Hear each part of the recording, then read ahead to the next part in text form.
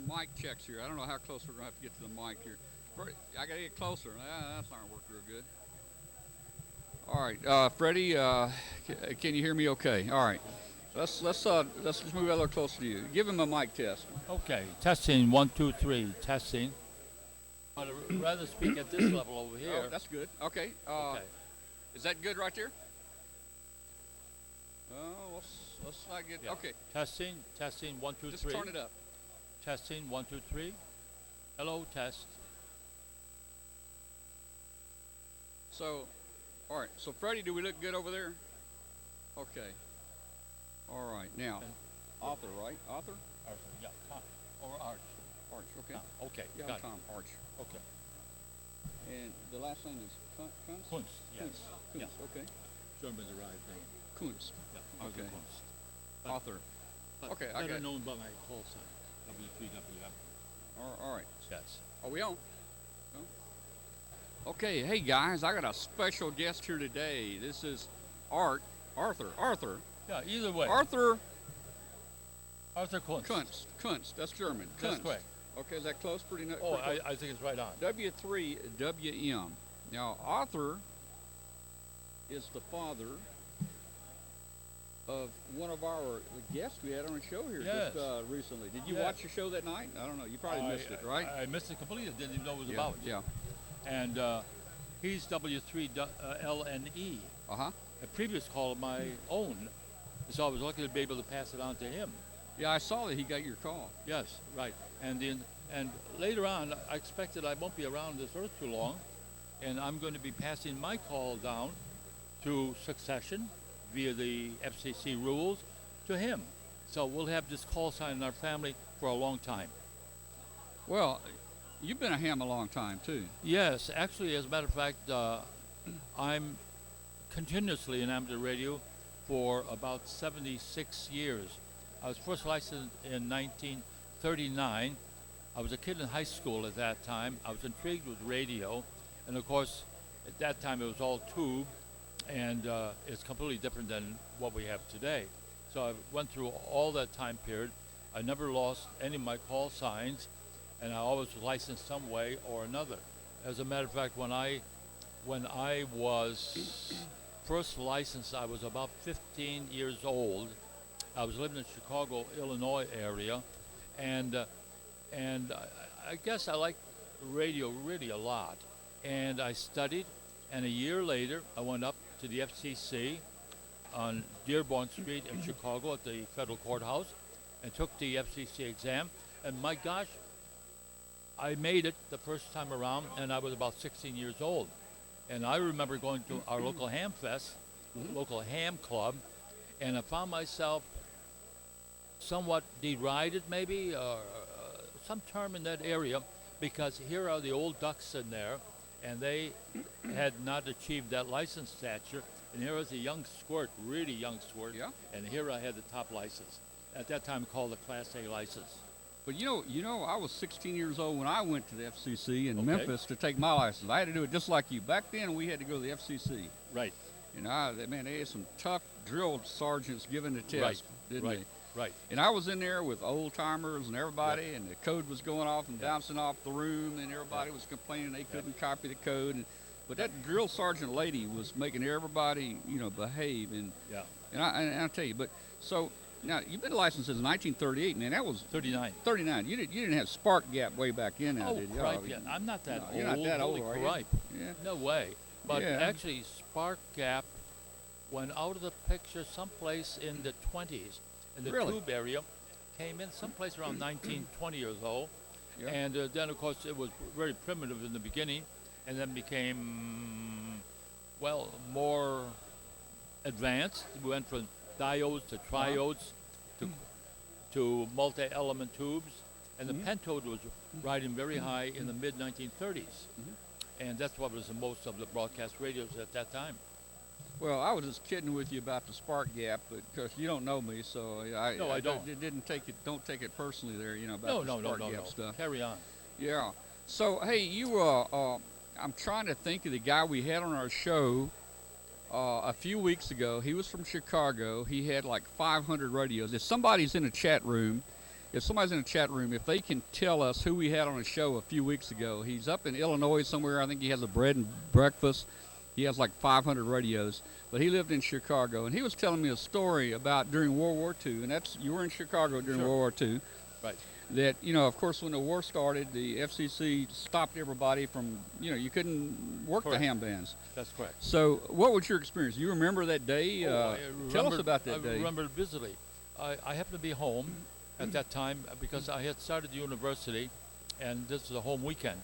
It was December 7th weekend, whatever it was. In fact, I can tell you it was exactly a Sunday at that time. And I remember it very well because it was church day. And in those days, everybody went to church on Sunday. And we were back from church. This is Chicago. And there was someplace about maybe 1 o'clock in the afternoon. And I was chatting with some people on the 75-meter band using my Class A privileges. And then people started buzzing in, get off the band, get off the band, get off the air, get off the band. I didn't know what was going on. And finally, I succumbed to that incessant buzzing, get off the air, and finally somebody said, Pearl Harbor has been bombed. Pearl Harbor. Well, most of us didn't really know where Pearl Harbor was. And so that's when I got kicked off the air and went off the air until, I'll tell you, when I got back on the air, I was in Okinawa about 1945, 46, someplace in there on our ship. And someplace around that time, amateur radio privileges were restored. And here I was in Okinawa, and I, legally or not, at that time, we'll say legal. converted. Yeah. I converted one of our pieces of apparatus for communication, Yeah. and I made several calls on the island to other would-be amateurs Yeah. who were anxious to get back on the war. So that's when I got back again. But I've been continuously licensed in all these 76 years that I've been around. Well, that's cool. Now, you were in the Navy? I was in the Navy. Navy. Yes. All right. Well, Air Force here on this side. That's good service. We Well, tolerate I guess them. it's good. Yeah. I mean, Yeah. Air Force is better, but if Well- if you can't get in the Air Force, Navy's okay. Well, we thought it the other way around. Yeah, did you? Yeah, we put rejects on the other side. Yeah. Okay. Okay. So, So anyway, so man, you had a long career in ham radio. Did Right. did you do a lot of building? Did you build correct. your own equipment back Well, then, right? yeah, as it was in the early days, almost everything was built. I will make this only exception. It got to the point that a radio receiver was more complex than most of us could handle. So, but on the other hand, you could buy cheap radio sets at that time. Give you an idea. The Sky Buddy, helicopter Sky Buddy, which has been around forever, that was available at that time in, say, 1940 at $29.95. That was it. So people then went to building their transmitters and the other stuff. They built it all. Oh yeah. And so you got the parts and you put it together and you got to know all the skills that are required. So that's the way it went. But I see today we got such complexity in our circuits today that nobody is nobody is building anything. It's difficult to build something like a sideband transceiver today, Oh, or it would be very. for me. But I'm like you though. Most I guys. built a lot of tube stuff. I built Yeah. my own transmitters. I built my amplifiers, electronic keyers, even a keyer back then. We had tubes in them. Sure. Sure. And but nowadays, technology's. I guess we're getting left behind, aren't we? Well, yeah, it's old dogs now. Yeah. It's difficult to deal with some of these new concepts now, and I certainly can confess to that. There are all kinds of new modes of transmission that are around today. They are things we never thought about. They're here today, and the new kids on the block are, let's say they are inbred with the new technology. That's what they live and breathe. Sure. And so it comes easy, normal, regular to them to continue on. So I hear things that are strange to me, and I think I would have difficulty. Well, picking them up. I'm the same way. Of course, technology is traveling so fast; it's hard for us to keep up with it. That's but right. the new kids that are born, in the last 20 years, 15, 10 years, I've got granddaughters that, my cell phone, it's got so many buttons and things. I don't even know how to do things on my cell phone, and they can take that thing. Right. Not even the one that they're Start right. used to, and they can operate it. Yeah. They can go into the setup. They can Sure, change things. sure. But on the It other comes hand, natural. there was a time for us when we were Yeah. in that kind of crowd when say the generation before would look at it and say, "Whoa, look at what they can do. These kids are marvelous." I'm sure we were in that category a long time ago. Well, hey, the guys before us had spark gap. Yeah. Well, I never had an opportunity to participate in Spark Gap because it was away. I mean, that was so out of. Besides, it was prohibited. See, when I was around in the 1930s, the laws prohibited Spark Gap. Yeah. So you couldn't do anything with that. You could go to a museum and see it, but you were disallowed from putting it on by the FCC. Mm-hmm. So those are some of the things that I remember, and obviously. So you're still active ham, aren't you? Yes, I'm not as active as I would like to be, and the reason is that my wife has had a lot of health problems, and we spent a number of years in Florida, where the weather is kinder to us, and then we came up here. When I say here, in the area of Pittsburgh, Pennsylvania, get the assistance of two of our daughters who've been very, very helpful to us. But what it does for me is it makes it more difficult to practice amateur radio and do it the way I would like to do. I listen a lot, once in a while to get on, but if things calm down more for me, I'll be able to be on the air more regularly. There's a lot of nets, and of all kinds. And so, Glenn, you can walk out. You won't be in the way. Oh, okay. Okay. We'll get you later. Thanks. Okay. So, ham radio has been good for me over 50 years. I've seen a lot of changes. I know you have, and it's been a lot of fun. Even when I'm not active, I still consider myself a ham radio operator. Yeah. I remember my first field day. I was newly licensed, and so I was probably about 16 years old. And up came the first field day. I didn't know anything about field day. Actually, I was reading the QST even before I was licensed, and I looked at the cost of the QST. It was something like 15 cents, I think it was, in that time period. But what I found out, it was a treasure of information. So I would stand at the Sody Pop drugstore on the corner, which had a rack of magazines, and fortunately it had a QST in there. That's where I discovered it. And I would go hide myself behind the rack someplace, and I'd go skirt through that magazine. And that's why I first came acquainted with it. I became a full member, I would say, about 1940.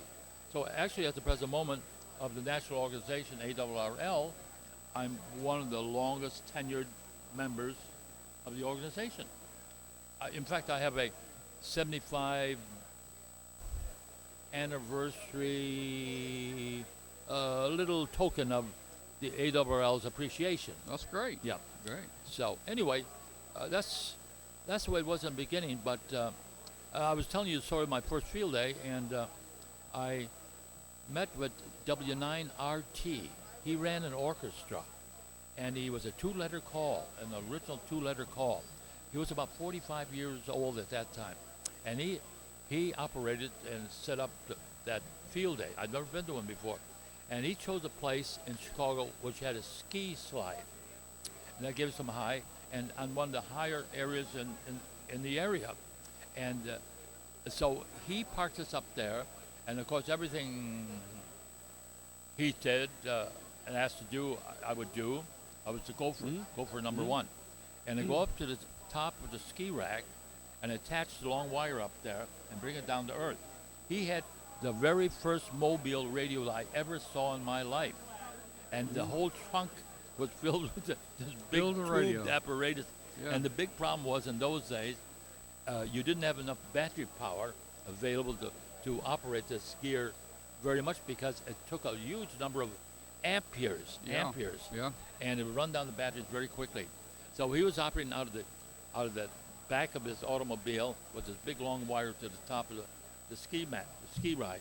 And that was my first experience with amateur radio. And I got a hold of a big banner, and I painted it W9RT Field Day, and I hung it up from the top of the ski slide also for notoriety. Remember, I don't know anything about field day procedures. This is my first thing in. This is some of the contributions that I made, and this is some of the visions I had at that time. So that's a long time ago, 1940. Yeah. Well, I've enjoyed talking to you today. I think Well, I thanks. think we're about ready for lunch. Well, Have I you guys had lunch. lunch yet? Yeah, I had lunch. I had one of those great hot dogs outside here. Were they okay? Yeah. Yeah. Well, you need to tenderize it a little bit, maybe Uh, add some spice to it, but it manages on a day like this. yeah, We can tolerate yeah. a lot of things. Well, I'm going to try one. I can probably handle it. I mean, I went through a survival school in the Air Force. Did So, you? yeah, so I can probably handle a hot dog, but Yeah. I, Yeah. I yeah. did a lot of time in the Navy altogether with active duty and reserve duty, and Yep. I finally retired after 35 years associated with Uh-huh. the naval service. So I know a lot about it, have a lot of kindnesses for that, and of course I suffered in promotions along the way. I was very grateful for that. So Mhm. that's, and of course I saw a lot of electronics in the Navy.